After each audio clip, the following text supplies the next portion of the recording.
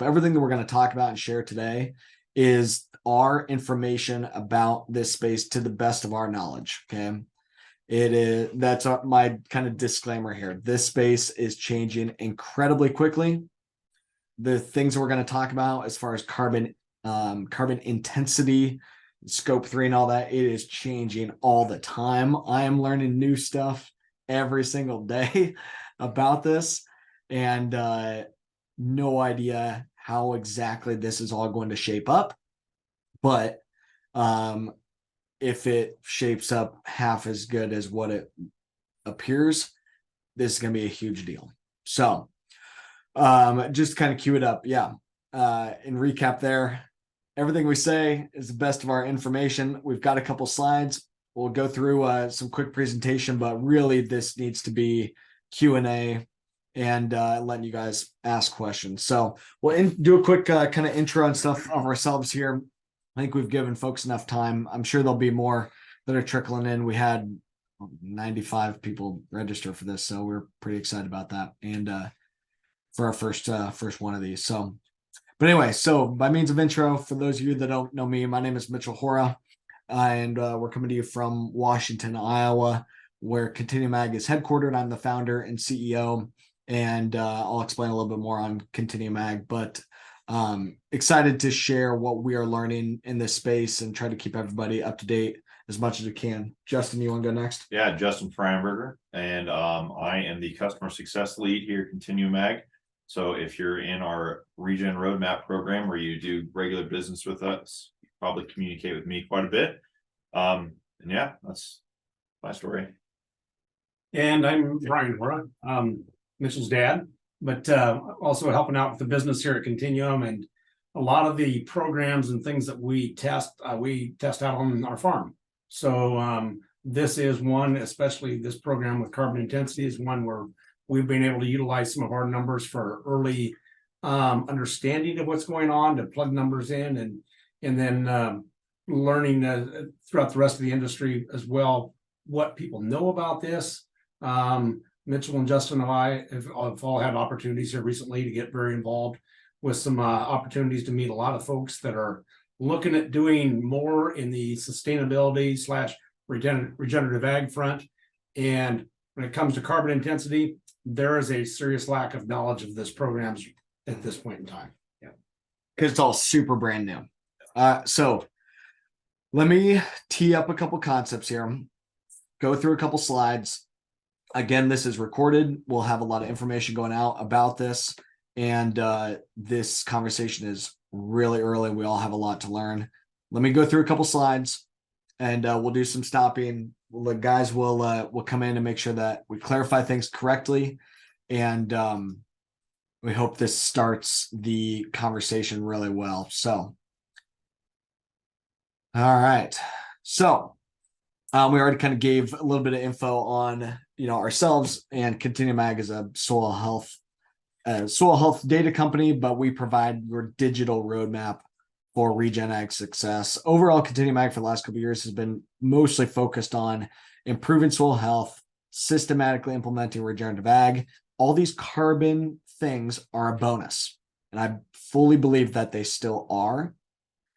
Any opportunity that comes out of this space that we are going to tee up here today is a bonus. Focused on good regenerative management is the key. Focused on profitability, controlling your inputs, controlling your yields, diversifying your operation, following the principles. That is the key here. But telling our story in the supply chain, whether it be based on carbon or based on anything else, is a big, big opportunity. So the big shift here in how we are talking about this that you need to think about is that the carbon programs that a lot of us are aware of, that you've maybe been looking at, maybe some of you are involved in carbon programs, they're mostly about carbon offsets, where the carbon credit is developed and sold into the voluntary market. And those carbon credits are being sold anywhere from a couple bucks a ton to maybe, for soil carbon credits, 20, 30, 40, 50 bucks a ton, and or a little bit higher. The price continues to go up, but those carbon offset programs are global, they're backed by global standards and global definitions, things like additionality and permanence. And they work off of the registries like Vera and Gold Standard and Climate Action Reserve. These programs have, I think, gotten a lot of farmers' interest and awareness in this space. But they don't allow everybody to participate because it's only about the change of practice. It's only a couple practices that you're incentivized to change.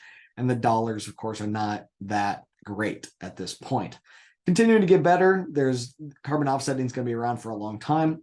But today, according to Farm Journal Trust and Food, 93% of US farmers are aware of carbon markets, and only 3% of farmers have pursued enrolling in one. So what we're talking about is more so about carbon insetting, scope 3 reductions, lowering the carbon footprint within supply chains. And lowering your carbon footprint within a supply chain is looking at all pieces of the carbon footprint. So essentially what we're talking about here is companies, are emitting off CO2, and they need to figure out how to reduce their overall carbon footprint to meet their ambitions, meet their corporate sustainability goals, make their shareholders happy. So up to this point, companies have been saying, hey, let's buy carbon offsets from the free market. And a lot of companies have been saying, let's develop soil carbon offsets to put into the free market, and anybody could buy them who wants to buy a carbon offset, whoever's going to pay the most. The big thing that's changed is the Inflation Reduction Act passing is one of the big important items to hit on. There's a variety of things that are happening, but for the purposes of simplification and of this webinar here today, the main thing to look at is the Inflation Reduction Act. This was passed in August of last year, and one of the things that it focused on is a change in the 45Z tax credit to allow for scope 3 reductions to be a contributor to the 45Z tax credit. 45Z is only for renewable fuels. Okay. I'm going to get into other industries, and I think this is going to scale beyond that, but 45Z is a low carbon fuel tax credit. Diesel fuel, renewable diesel, sustainable aviation fuel, ethanol, that kind of stuff. And scope 3 entails the corn and the soybeans going into that. I've got a slide coming up on that. The law also says that they'll likely utilize a tool from the Argonne GREET National Lab, the GREET model for simplicity's sake. Now, this thing, we're very early in this conversation. The actual tax credits go into effect on January 1st, 2025. Those tax credits go to renewable fuels companies, ethanol manufacturers, for simplicity once again. So ethanol manufacturers for producing ethanol on January 1st, 2025 or after, up until 2027, they are eligible for these low carbon fuel credits.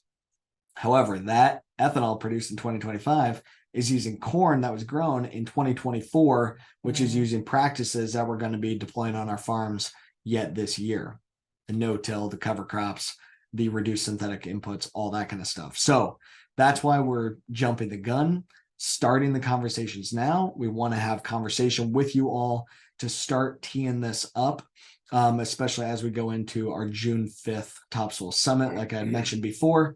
And as we're starting to have conversations in this space, just a ton of interest, and we want to help to drive the conversation.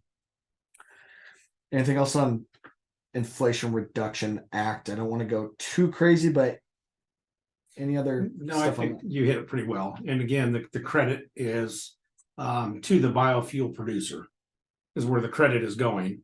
And it's tied to the gallons of fuel that they produce. Yes, tied to the gallons of fuel produced, and it's a tax credit. So it's one of those that has a lot of work to be done on it yet, and understanding of the biofuels industry, because the dollars that they can potentially earn with this, if they can get to a real low carbon score, probably exceeds, in most cases, it's going to exceed their ability to utilize it all themselves. Yeah, their tax liability. Yeah. So again, part of the disclaimer from the very beginning, this stuff is changing very rapidly. The law was passed in August of last year. Where it exists in Washington, D.C., I was just there a couple weeks ago checking in on this and other conversations, but the current holdup is within the U.S. Department of the Treasury and the IRS that has to take the law and figure out how to interpret it into practice. Okay, so we'll definitely have more of these as more of that comes through, but that is what's happening. Okay, so I was talking about these different scopes and stuff. Okay, so 45Z allows for renewable fuel companies to earn these low carbon intensity tax credits. And they can utilize their scope 1 reductions, which is what's happening at the ethanol facility. We're hearing a lot of talk about carbon pipelines. Carbon pipelines allow for capture of your emissions in order to reduce your scope 1 carbon footprint. Okay, this stuff here in the middle, that release of CO2 in the atmosphere. With a pipeline, you can capture that and offset your carbon intensity by a heck of a lot by capturing those emissions. You can reduce your scope 2 carbon footprint by utilizing renewable energy sources, not burning as much fossil fuel as part of your energy and your energy production system. But most importantly for the conversation here is the scope 3 of a ethanol company or a biofuels company includes the corn and soybeans. Now there's other pieces, but scope 3 carbon footprint is the supply chain. What happens going into the facility and what happens as it goes to the end consumer. So transportation and trucking is part of this, shipping, things like that. But for the purposes of Continuum Ag and for most of you on the call here, the most important piece of that is the carbon footprint of the bushels of grain that the facility is using. Okay, so again, in quick kind of review of this, scope 1 reduction happens at the facility. Scope 2 is the energy. Scope 3, the supply chain. And with 45Z, it allows for the utilization and reductions of your carbon intensity from all 3 of these sectors to earn these credits. You might add in, Mitchell, as well as, and this isn't just about carbon, it's about all greenhouse gases. That's a good point. We're bringing into this nitrous oxide, it's noted up there, your carbon, and other emissions, methane. Yeah. So it's more than just one piece. And in the emissions piece that the ethanol plant is using, carbon pipeline is part of the capture. Other uses for those emissions, as they're capturing carbon dioxide and selling it in some cases, that also contributes to their efficiencies as well. That's a good point. Yes, you can capture that carbon and utilize it in other places, like utilizing that CO2 in other industry and stuff. It's just about reducing the emissions. Yeah, like overall, this is, and we'll get into the specifics of it as we go through this webinar series, but overall, this is really just making a scoreboard and defining how to score points on the scoreboard. That's right. And that's where we'll show you, that's where we help and fit in. But kind of to simplify, the same type of thing that we were just talking about in this system, the federal government put out the tax credits. The dollars on it is 2 cents per carbon intensity point reduction per gallon. But there's a lot of details behind that. And the biggest thing here is that this is a tax credit. The biggest unknown in this space is it's a tax credit. An ethanol facility only has so much tax liability that they need to offset. And what we have to figure out yet is what's the resale value of these tax credits when a ethanol manufacturer has more credits produced than what they're actually able to utilize themselves. That's the biggest unknown, at least in my mind at this point, from my understanding of all this. And that's going to be a huge piece that's going to drive the actual cash value to the farmer. Okay. But again, like I was talking about, the fuel manufacturers can reduce their carbon intensity by reducing their scope 1, like with the pipeline, use renewable energy or using more regenerative systems in their supply chain. So here's a nice graph about how it works. The maximum tax credit that the ethanol company can earn is $1 per gallon. So it's essentially going anywhere from, no tax credit to the maximum of $1 per gallon. Things like adding that pipeline can reduce your score by a lot of points, about 30 carbon intensity points. Different energy efficiencies and things you can do to reduce your scope 3 footprint can gain you a decent amount of points. But on the farm, we're seeing some opportunity to reduce the on-farm carbon intensity by 30, 40 points plus. Depends on your geography, depends on the practices that you're able to utilize. And we'll show a little bit more on how that scoring system works. But the key thing here, and why also we have to talk about this, is you can only start earning 45Z tax credits as an ethanol company if your carbon intensity of the gallon of everything that you do, if your carbon intensity is below 50. The standard today for an ethanol plant is 56.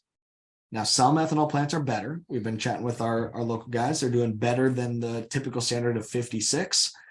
But what I'm getting at is those first couple carbon intensity points in reduction don't actually earn any of these tax credits.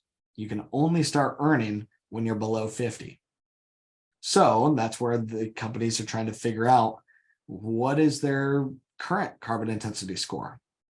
How do they rank today? How far off of 50 are they to prepare for these credits to be actually garnered starting January 1st of 2025? So the opportunity for us is saying, hey, let's help you to start reducing your carbon intensity to get below 50 so that when these tax credits are there, you can optimize them. But in order to reduce your carbon footprint utilizing the corn, you've got to have bulk. You got to have volume, because these ethanol plants are using a lot of corn, and you've got to lower the total weighted average of that corn to make any type of major dent. You can't just have, we're going to today produce a couple train cars of low carbon intensity corn and garner these credits off of it. Don't think it's going to work that way. This is going to be about your bulk volume. So in order to get the bulk volume of your production to have a carbon intensity below 50, you've got to have bulk volume of your grain helping you to get that work down below 50. Okay, that's also why the pipelines and these kind of things, a pipeline project can garner a lot of points at one, all in one fell swoop. But we'll see how it shapes up. Who knows? We can't tell the future on how the pipeline thing is going to shape up, but that would garner a lot of carbon intensity points. So Mitchell, while you have this chart up here, this is a good chart to show how does the ethanol plant get to 56. Right now, the emissions that come from the corn nationwide on an acre of corn, we know makes up 29 points of that 56. The other energy uses that are assumed that the plant has, and to get the product there and everything, to produce that gallon of ethanol makes up the other 27 points to get you to that average. And they have more emissions than that, or usages of fuels and emissions, even like corn does. But we have some things that are already offset and back those numbers down. So that chart there that shows 50, that's the starting point for the credits. But the 56, the starting point for the ethanol plant, is a combination of the fuels, the energy, and the emissions from the plant, as well as that from the farm. Yeah. So in corn right now, as I said, on the average for the nation, it's a little over 29. Yep.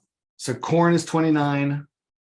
That's part of the scope 3. And the other contributors to the scope 3, the energy in the scope 2, and your emissions of direct use in the scope 1. But yeah, good point that for the ethanol company, out of their 56, corn is the biggest chunk. It's more than half.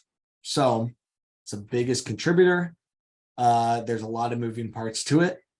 The scoring systems and all that, and the expansion of this tax code is all pretty new to them. But so it's a big problem right now, but a big opportunity, just like what we're seeing with everything, whether any of these different environmental pushes for water quality and all that kind of stuff. And we should say that we're saying ethanol plants a lot here. Like someone making biodiesel fuel from soybeans is just as eligible for these tax credits and such. We just don't have our handle around that as well at this point. Yeah, that could be a webinar later. Yeah, well, that might be a later webinar. So you're going to hear us keep on talking about ethanol. This applies just as well to the other biofuel kinds of producers, but ethanol is the easiest ones for us to wrap our heads around at this point. Yeah, sustainable aviation fuel, biodiesel, renewable diesel, all this stuff. That's why they're, the ongoing push for things like the camelina stuff and field in the cover crests and all these different potential tools to produce low carbon renewable fuels. But for most of us on the call, we're talking corn and soybeans and talking ethanol.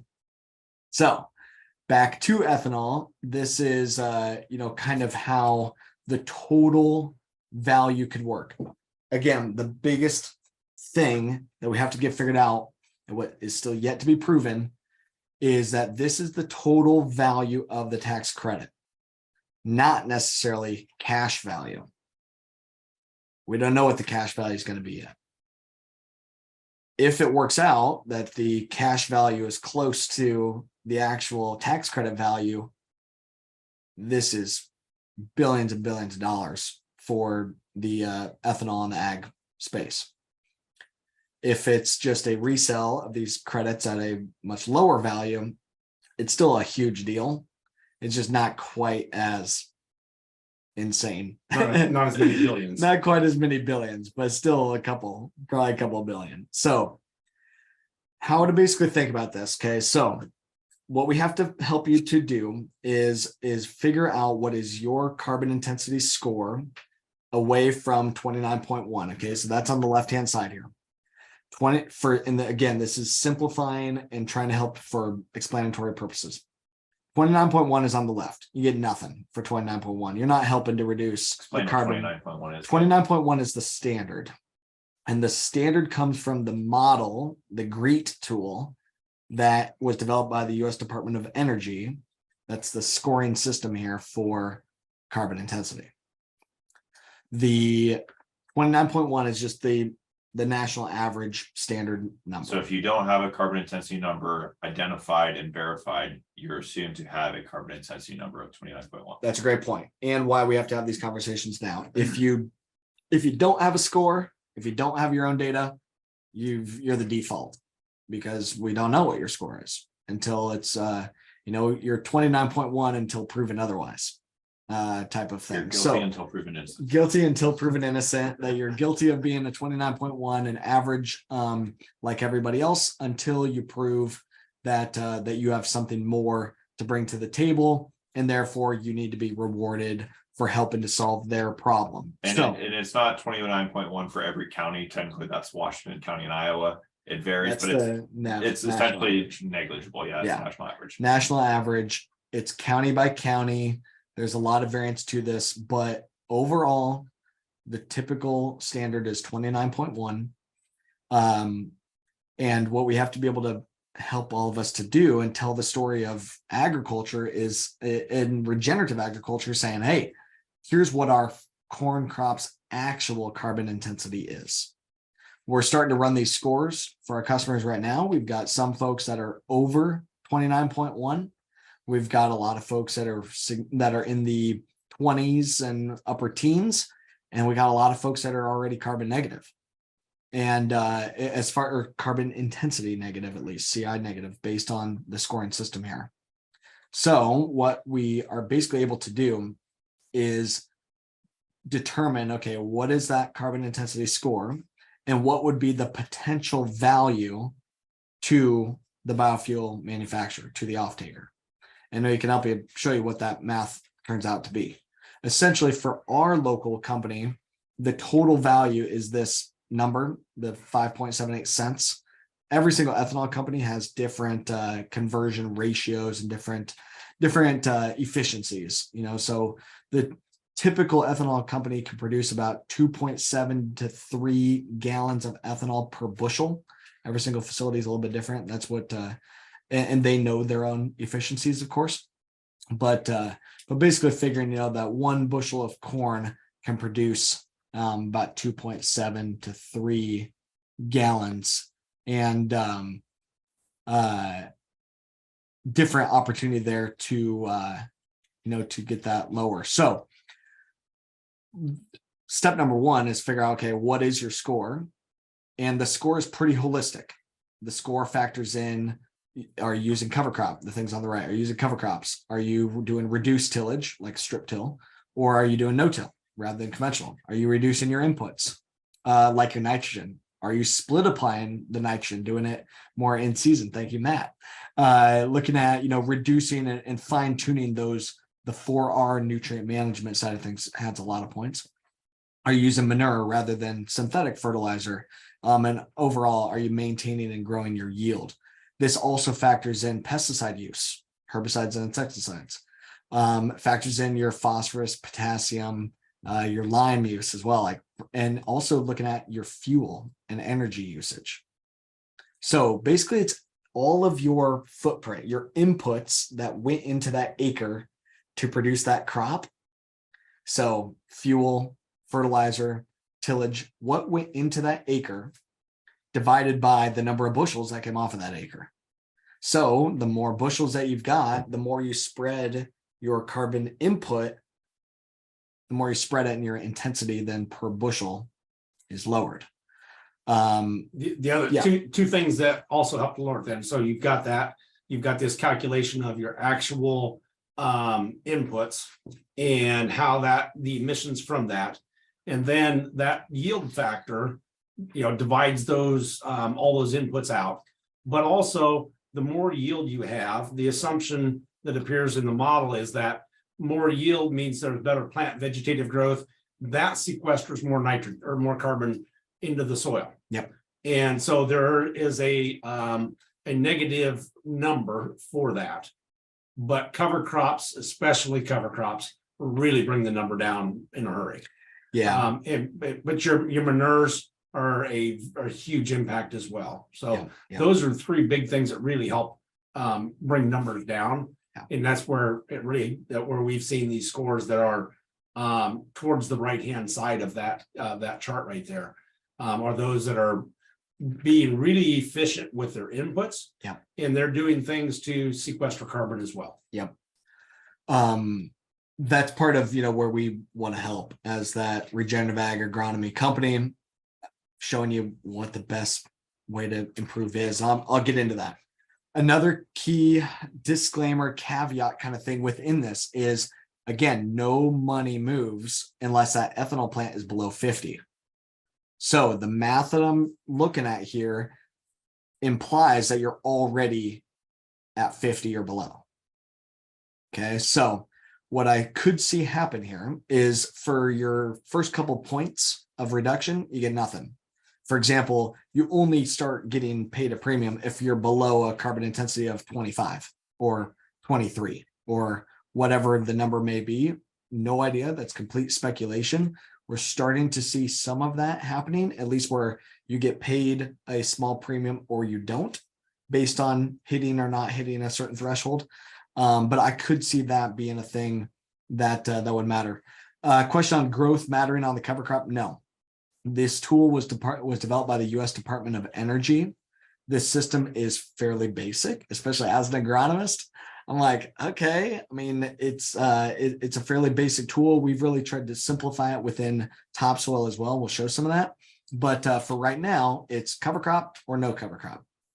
However, I believe that the future of all of this system here of documenting our story and fitting it into the supply chain, having the right cover crop, a big cover crop, actually really creating value in building up your actual soil organic carbon with managing cover crops correctly, that I believe in the future that will factor in. Yeah, the better you do, the more robust the cover crop, the more aggressive you are. I think that could tie in the future. It's just that for today, it's really simple: cover crop or no cover crop. Now, this isn't a he said, she said situation where you can just claim that you put cover crop out there. You have to verify. This still is going to be a verified number that has to have a proof that yes, there was cover crop used. So, and the use of the cover crop in the right way, especially in a regenerative system, which this is pushing, helps you to reduce those other inputs, your nutrient inputs, and especially your pesticide inputs. Yeah, that helps, and reducing those definitely improves your score as well. That's a great point. So, and that's really, again, back to at the very beginning here, the key with all of this stuff is still good regenerative management. farm smart, manage your input costs, continue to grow yield. And now there's just some metrics to be able to kind of back that up. So, okay. How this works, okay, and what we recommend to get going and what we're doing on our own farms, and what some of the next steps can be to figure this out. Number one, it's documenting the practices that you are doing so that we can run your carbon intensity score. We are charging for this, and it costs us time and effort and money to be able to do this stuff. So we are doing it as a service, but putting together a profile in our system, topsoil.ag, takes about 10 minutes per crop. We're charging $500 per crop for that carbon intensity score. And it's super quick. We're building more automations, we're building more systems in the future, but that's what we do today. With that carbon intensity score, now you're like, you got your number and you're sitting pretty good for it now. Now that's a in general per crop estimation of where you are. The next step, if you want to move forward with figuring out how to monetize this, figuring out how to improve your score, that's our core subscription to that's been our bread and butter service for the last couple of years. Our regen roadmap, it's $5 per acre, and that's where we help to provide a field by field plan on how to improve the score and document, and then we help with implementation. Go and follow the plan and track everything. That's another key takeaway in this webinar is, hey, there's some big opportunities that look like they're coming, and the opportunities are coming down the pipeline. It could be really big, but no matter how it actually shapes up, be ready to have a lot of data, document everything that you're doing, and be ready to tell that story. But also, we want to make sure you get paid appropriately for the effort that you're putting in. We don't know how much this is going to be worth, in cash value. So we got to figure that out yet. But the total opportunity here in the marketplace, it's a big, big deal. So with that, this learning how to keep data in a different manner, keep better data is really important in this. Yeah. We don't know what the value is going to be yet, although we know that having the right data could pay off. And what's really important, a lot of us, and I have this situation on my own, when you farm in a couple of different counties, there are different factors that kick into this in producing in different counties. Number one being part of the default that you're going to be looking at is based on the county average yield of corn in this case, as we're talking. So that number right there is a big deal to have. And cover crop, actually, there's different factors for cover crops in different counties as well. So it changes your numbers slightly depending on the county you're in. So collecting all that data and keeping learning how to keep track of it separately is important. And this year, especially fuel usage, if you can beat the average, the default fuel usage by a significant amount, it could be worth a fair amount of revenue to you. So that's one thing. It's can be stored or tracked in numerous ways, whether that's your billing system, your tractor monitor, a simple notebook, but multiple sources is going to be better for tracking data. Yeah. So that's part of what we're working on here right now on our own farm as well is, okay, for every single one of these things, fertilizer, fuel usage, LP, electricity, of course, yield data we've been tracking for a long time. That one's not as hard, but it's got to be good. It's got to be calibrated yield data. You got to have the scale tickets and stuff like that here as well. It's going to be a lot of data that we need to track to make this legit. And again, that's part of our service and part of what we do with TopSoil, what Justin leads from our team, making sure that it is done, that the data tracking is done as bite-sized chunks. You're getting the most up-to-date information that we have, and that you're set up to make sure that you're able to succeed in this. And it's not a big lift at the end when it comes time to monetize. Okay. So a little bit more details on kind of how we work within this. At our system, topsoil.ag, you fill out a little profile that looks like this. So it's basically here's the questions that the model asks about. We just ask them in, trying to make it more simplified, mostly for, helping with, hey, what should we do next? But also it's the same data that the carbon programs use, that sustainability programs use, whatever the use is going to be, it's always the same kind of questions. So we want to help to make sure that you've got your data put together, you're in the driver's seat, you own it. You can unlock your carbon intensity score. We get it back to you. We have a chat and explain what the score means and what the opportunities are. I'm sure we'll have some more of these webinars as well to explain kind of how it works as also. And then, yeah, if you want to keep on rolling and get a plan on what to do next, we can provide that help and assistance to connect you with a coach, connect you with the Regen Ag assistance that you need, whether it be because you're new to regenerative ag and you have some opportunity within this program to change practices and you want some help on doing things like adding cover crops, or if you're already into this stuff and you just need help with tracking all your data and making sure that you've got your field by field carbon intensity score ready to rock and roll, we can help you with that as well. So if you're new to this stuff, I'll help make sure that you don't screw up and don't lose money, don't lose yield. But also if you're deep into this, it's also just tracking the data all the way through. So all of this boils back to it's got to be profitable at the end of the day. The carbon intensity premium or a revenue share on the tax credit might help with your profitability in a massive way. It might be a small blip. Again, we've got to see what that's going to look like. It looks like it could be really, really good. Okay. And kind of back into that, I didn't really explain that when we were showing the graph before. On our own farm, we've been looking at our carbon intensity score. We believe our score to be somewhere in the range of negative 4.4. And again, we've seen our customers' scores all over the place. Plenty of people that have scores that are much higher than us, more carbon emission, and there's folks that are lower than us. And so a score of negative 4.4 and the total value, the math works out to be worth about $1.94 per bushel. $1.94 per bushel is not what we expect to get in our pocket at the end of the day. I don't know what we're going to get at the end of the day, but the total value is the total value of that score in terms of these tax credits is $1.94, not cash value. Okay, we have to, I'm obviously really stressing that because I want to make sure that that my words aren't twisted in the wrong way here. And we're not promising you're going to go do this thing and make an extra, $2 a bushel. Like, I don't see that happening.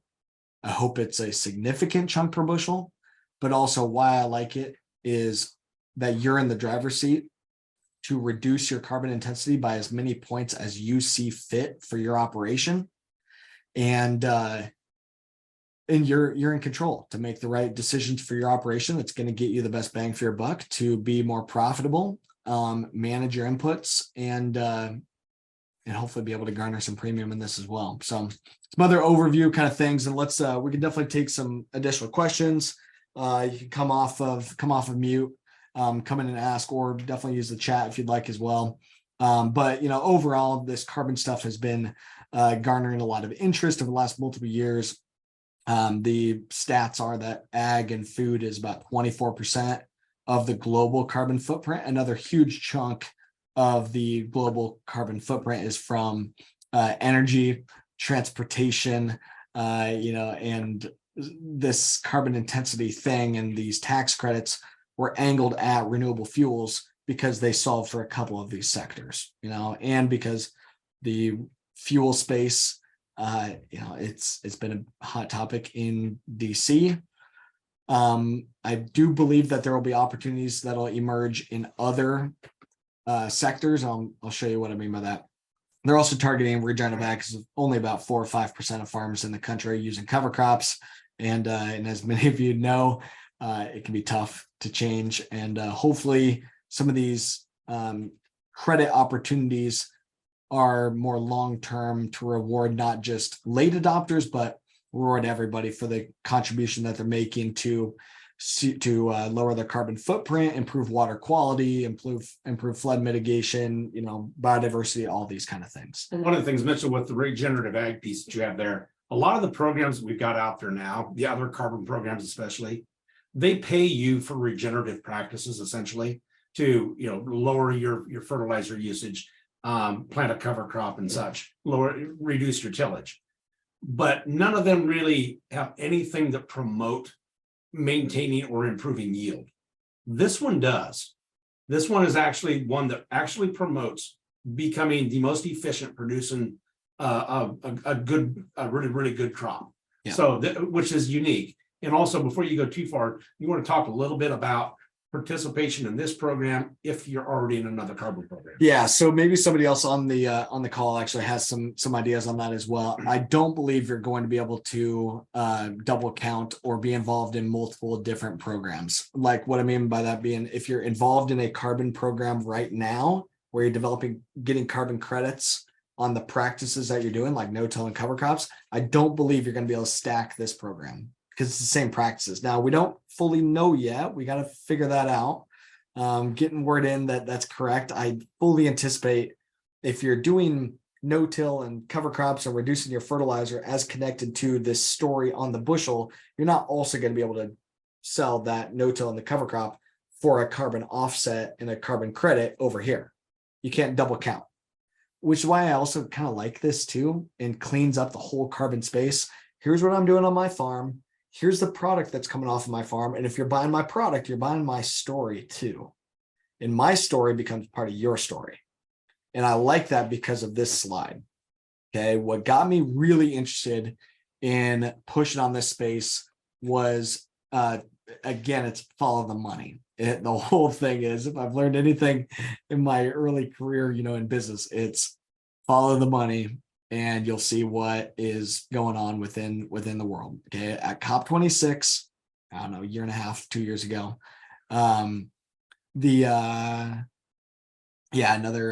Terry on here. I was told no to other carbon programs. Yeah, same type of thing. You probably cannot stack and do other carbon programs plus this. It's one or the other. I just think that this is going to be more clean and hopefully better dollars for you as well, more flexibility also. What's really driving a lot of this is at COP26, some of the biggest financial institutions in the world came together saying we got to be carbon neutral by 2050. Well, how does a financial institution like a big bank, the big investment groups and stuff like that, how do they become carbon neutral? They have to clean up their portfolio. Well, in their investment portfolio is the big corporations, all the companies in the world that we all work with. How does a corporation become carbon neutral? A huge part of their carbon footprint is their scope 3, and that trickles down to us on the farm. So we are part of the carbon footprint, part of all these different supply chains. What we've been talking about is the renewable fuel supply chain, where now there's tax credits to pay for reducing that carbon footprint. But what I'm banking on here is that I believe it's the concepts around how are you producing, what is your impact, and lower your impact as a mass, as a company, lower your impact by reducing your direct emissions, lower your carbon footprint and your energy usage, and lower your carbon footprint within your supply chain. And now there's some scoring systems to quantify grains impact and agriculture's impact. And there's a business model that can be worked off of as well. How I see this going in other industries, though, is probably not all with tax credits. It's probably passed through to the end consumer. It's other financing mechanisms within corporate supply chains. Maybe it's selling some of these credits and advancement of these carbon markets and stuff to reward for some of this, but yet to be seen. A lot of chatter about it, a lot of conversation about how these programs are going to be rolled out. But again, the overall thesis here, this is about ethanol today, but it'll drive everything else as well. Part of this also is like for us in Washington County, most of our corn produced on our farm goes to feed pigs. And it only goes a couple miles away to feed pigs. Well, if now our corn is worth a lot more going further down the road to the ethanol company to produce low carbon ethanol, how is that local pig producer going to be able to compete for that corn that typically went into their supply chain? Now it's incentivized to go to somebody else's. So that pork producer is going to have to pay more for that same grain, or the rest of the market's going to have to respond as well, or get creative to say, well, hey, we don't want that low carbon grain going to the renewable fuel supply chain. We want that low carbon grain being in our supply chain. Let's figure out a program and a business model and scoring systems that allow for that to happen. So that's where I could see some of this going. There's chatter about that, but it's just again, all of this is extremely early. Also keeping in mind here too, some of the other dust that has to settle is when corn goes to an ethanol plant, there's more than just ethanol that's produced, more than just fuel. There's DDGs, there's corn oil, there's other things that do go into food and animal supply chains.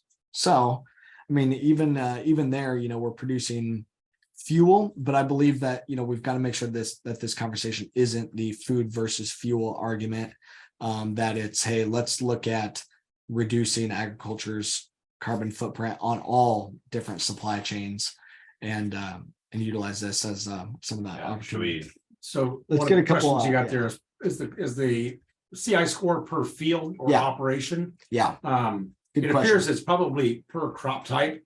And Well, right it'd be now, per field. well, you could do it per field as well, but most likely you're going to commingle your grain. Yeah. So once you commingle, you're going to have it per crop type to sell. In an ideal world, it would be per bushel, but we all know that's not realistic. And so it's pretty much going to be what is the level of granularity that you can deliver and deliver your corn to an ethanol plant at, and then track your practices to. Yeah. So realistically, that's probably going to be, I have a bin on my farm that had grain from this field, all put together. So we have to make a weighted average of that grain Yeah. with the So practices from each of those fields. Yeah, so I'm anticipating that, you know, so like on our farm, we've got multiple fields that have corn, and every single field is going to have a different carbon intensity, guaranteed, because part of that carbon intensity is the field yield.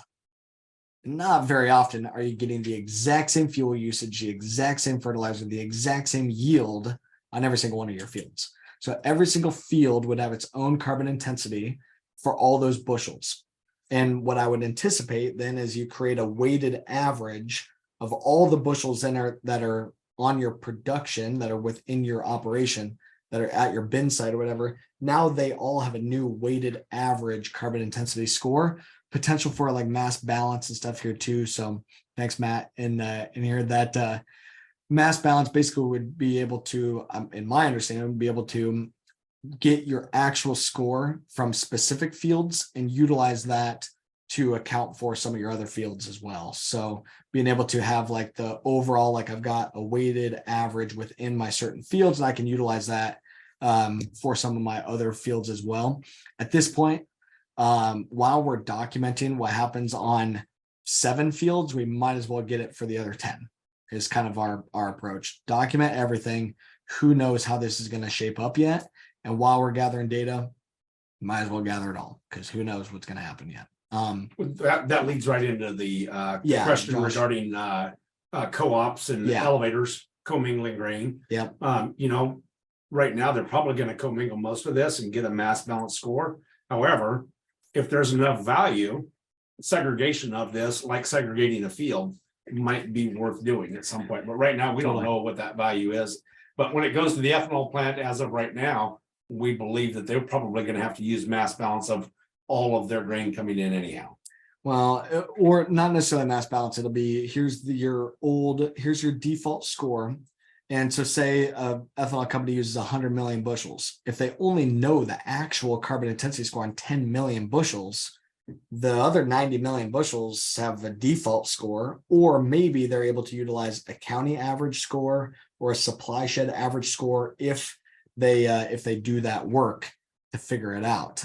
And the opportunity though being, okay, if you've got a lot of really low carbon intensity score, that carbon intensity corn, that can lower your total weighted average of all your grain by a more significant amount.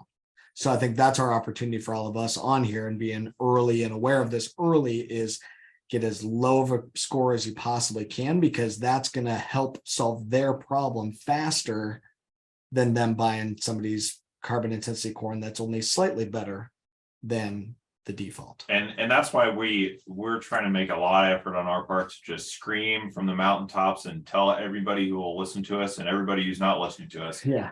That, hey, this is a big deal, because like in the chat, we're talking about how much the the carbon pipelines Yeah. will bring down the score. Like it's 30 points. Yeah. So that's why That's great. all these carbon pipelines are such a big deal right now, because that seems like the easily attainable figure. Yeah. Meanwhile, we know that like all of this stuff that farmers can do on their farms with their practices is a huge number. It's bigger than 30 if we all band together. But it's going to take a lot of work for everybody to be aware of this and document their practices, and to get that volume that's needed in order to actually bring all of this weighted average down at these ethanol plants. Otherwise, you get 5 people that know their CI scores and are really good CI scores, and then you get 50 that don't, and it doesn't push the needle. That's right. But yeah, so Josh, so tell everyone. Yeah, so like Josh, on your question too, I mean, for like one of those for a grain aggregator, I mean, why how I'm thinking about this is it's the same old song and dance that they always do.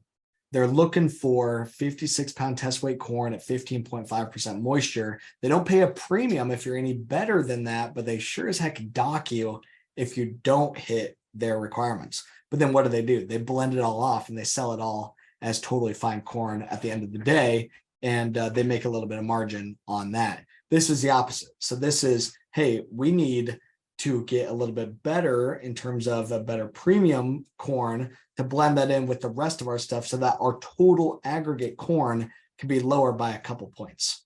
And we can make a slight premium on all those bushels, because now as a conglomerate, as a weighted average of all the bushels in our operation, they've all got a slightly reduced carbon intensity score, because part of our supply chain is really low carbon intensity to help offset the standard carbon intensity corn. So I think that's how I'm kind of seeing it, thinking about it. Also, part of this, to Justin's point, is we're seeing multiple companies starting to ask about this type of data and starting to pay some small premiums. I posted on my Twitter, I don't know, a couple days ago or last week or something, I forget now. I asked how many farmers, how many people are being asked for this type of data and are being paid a small premium. And out of the like 250 responses, 13% of the folks that responded are have their local elevator or ethanol plant is asking them for data and paying a small premium. The best premium that I've heard so far is 10 cents a bushel. A penny a bushel up to 10 cents per bushel.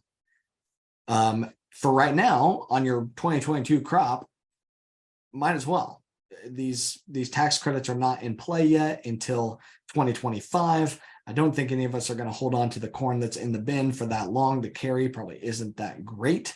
And there's too many unknowns. Okay, so if you can get paid a small premium for your data, what you're doing now, cool.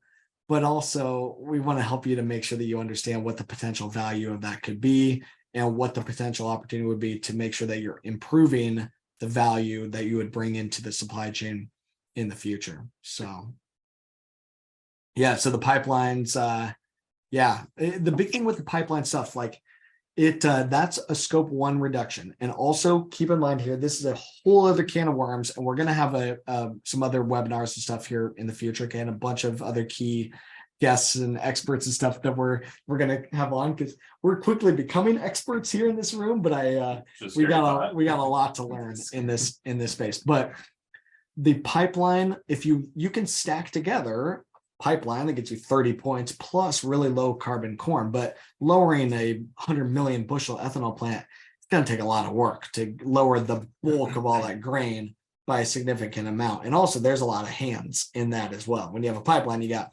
one company for the most part that you got to deal with. So it's a lot more simplified. But the pipeline, we don't know what's going to happen. There's policy things that are in the works. It takes money. It takes time. Our opportunity is to showcase, hey, we can be part of the solution here, but we need to make sure that we're telling the story correctly and getting our fair share. Well, one thing we do know is that in January of 2025, the ethanol plants will start tracking the input corn that they have and know where their emissions are at. And I don't know if there's going to be any pipelines collecting any of those emissions at that point yet. So their corn that they process in January 2025 is gonna be based off of what's happened at the plant at that point in time, so. Yeah, who knows? We don't know what pipelines, when they'll be operating and all those processes for their tax credits, but it doesn't look real positive for them at this moment to get involved in the early stages of this, at least. Yep. The can of worms that I don't fully want to open is that the reducing your scope 1 and scope 2 carbon intensity, reducing scope 1 and scope 2 can be utilized to garner low carbon fuel standard premiums, like low carbon fuel going into California and Canada and places like that. Those low carbon fuel standard markets currently do not allow for scope 3 reduction units to be counted towards their premiums. Okay. Part of why we have to have some of these conversations and start talking about corn's ability or our crop's ability to lower fuel's carbon intensity is we need to figure out, hey, can we just tell that story into the marketplace to have low carbon fuels paid for by the end consumer at the pump, where the low carbon renewable fuel is offsetting part of the carbon footprint of the fossil fuel. And we've got low carbon fuel to actually put into our vehicles. But that's another big push and why these pipelines have been talked about since way before the Inflation Reduction Act. To answer the latest question here in the yeah. chat. And so the question was essentially why do the ethanol plants get to keep a piece of the cut for the scope 3 emissions when they already have scope 1 and scope 2 emissions that they can earn tax credits on? I mean, the simple and blunt answer is they have some dang good lobbyists in Washington, DC. So right now it's signed into law in the manner that the people who can earn these tax credits are the ones that are producing biofuels. And so as long as it has to go through them, like they're going to be the ones to earn it and then have to then pass it on to the end consumer. They're kind of, it's a double-edged, it's a double-edged sword on this, you know. It is a good question. So so they have less hands in the pie on the credits and their portion of the credits that they earn when they reduce their scope 1 and scope 2. They don't have to share as much of that with other pieces, but they spent millions or sometimes billions of dollars to create those scope 1 and scope 2 reductions. In the ag side, there's no upfront cost for them to do it. But what we need to make sure that we are pushing on here is to make sure that we get our equitable share at least. We're only able to monetize this by them garnering these credits and sharing back in with us. And I don't know exactly what our share is going to be within it. You know, I hope it can be a decent chunk, but we don't know, you know. And like I said, the total would be a big potential value, but we don't know yet. And it's also part of why I think that the next steps are get your score and be in position to do this, because then you've got your score. And when people start asking, you're in position to say, hey, I've already got my score. I know what you're after here. And I know that what I've got is valuable. And we can show you here is what the actual dollar value to them is in terms of the total pie. Again, not the cash value. But then you're in position to say, hey, I've got 100,000 bushels of low carbon grain with this score. What's my cut of this going to be? Do you want my grain, or do you want me to go sell it to these guys over here? And it puts us in the driver's seat to be able to hopefully be somewhat more of price makers rather than be price takers in this spot. Because you own your data. That's also part of what we're doing with Continuum Ag is we do have a third-party verifying company that we work with to make this score legit. Get it verified when the time is right. We don't just start with that. We're going to walk before we run, of course, but we'll figure out what that'll be. So, if the pipeline, if the pipeline doesn't go through, won't the farmer's share of the carbon intensity be worth more to the ethanol plant? That's exactly right. So if there's no pipeline, there's not as many other opportunities to lower your carbon intensity score. And if the farmers are the only real option that you got to do it, you better pony up because you need their carbon intensity reductions to earn anything. And I think that's right. I think and it's also part of like they have to get below 50 first. And right now they definitely don't have that set up to be able to do it. Like there is a big focus from them because it solves such a big chunk of the problem in one swoop. But you know, they've got to start making some progress now. At the end of the day, the money earned on the tax credits is kind of a linear equation. Where it becomes a little bit less linear is how desperate are they to move further down? Like, so ultimately their chunk of the pie increases linearly this way, increases linearly. But then the amount that they're willing to give to the farmer of that piece of the pie might increase a little bit more exponentially if like the pipeline isn't reality for them. Like, well, we still want to earn these tax credits because we have revenue that we need to offset. Yeah. Then they might be willing to give up more of that tax credit cash and to the farmer to earn those further tax credits. So it's I mean, it's economics. It's kind of a crazy, wild world.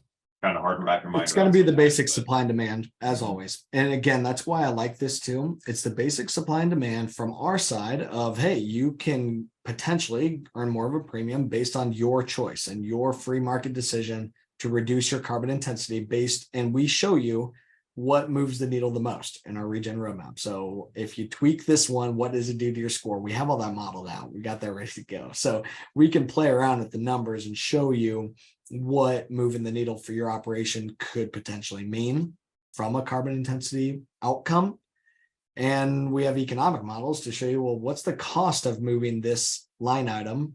And does the cost outweigh the benefit, or is the benefit going to be better? So, but also, yeah, it's there's not very many people that are going to have their carbon intensity score at the beginning here.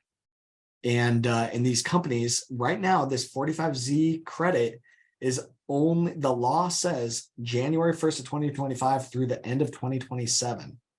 It's only a 3-year thing, okay, which is kind of brittle within, like, for me as a business owner, for the company, like, it's kind of brittle for us to be betting this hard on this type of initiative. And again, that's why I come back to, it's the concept here of documenting what you're doing, turning that into telling our story from a numbers perspective of here's the value that we create in the supply chain, and be rewarded in the supply chain for the value that your product brings to meet their goals. And the better you do at contributing to meet their goals, the more you should be able to get. So, anything on livestock? Livestock really doesn't relate to this. I mean, this is really crop by crop at this point. If livestock does get to the point of being rewarded with a low carbon initiative, most likely you won't be able to overlap them. Yeah. So the but that's also part of where, like, okay, could livestock play into other verticals of this? So like other industries that are also wanting that low carbon grain. Now, part of this, obviously, there's got to be balance within this here at some point too. Like if this just raises the commodity price like crazy, that's going to have a trickle down effect to everything else, of course, inflation. Like, so we've got to be smart about this here as well. But that's I do see other industries as wanting to have a piece of this. And I also see it as it's not just carbon, it's everything else, the water quality and biodiversity and these other metrics. The good thing for us is, on the farm side, is that in general, the same type of practices that we can adopt in a regenerative system, same type of practice that reduce our carbon footprint, tend to lead to improved water quality and other positive outcomes too. So it's just documenting and being able to tell that story. So. Wrap it up. Yeah, we better work towards wrapping. If you've got other questions, we're going to be hosting some more of these webinars. June 5th, we're going to be really pushing out our role in this space. We want to continue to learn. Would love feedback. From any of you, send me a note and provide some feedback. If you want to get your score, we can get it to you, I don't know, within the coming couple days, next week. Give us a little bit, but you can get started. We'll making big promises. We'll see how busy. And the main thing is, it's more so just getting a general understanding of awareness of this. There's nothing crazy right now, but just being on this webinar and being aware, you're really in a good spot compared to most of the industry. The recording will be available. I anticipate that we'll clean it up a little bit. We'll put it on our YouTube, on the Continue Mag YouTube page. I do have a couple other short carbon intensity videos as well, a quick little like a 2-minute video and a 15-minute video. Definitely feel free to pass those along. We need to have these conversations with the ethanol facilities as well. We would love to be part of that. We've got, you know, just being able to make sure that they are getting good information and that they're setting up programs that can really help family farms. So this will be available. We'll post the audio on our Topsoil podcast as well, if you like listening to the audio side of things. And we'll have more of these webinars, like I said, leading over the next coming couple weeks. Topsoil.ag is where you can go to get started within this system. Is our software.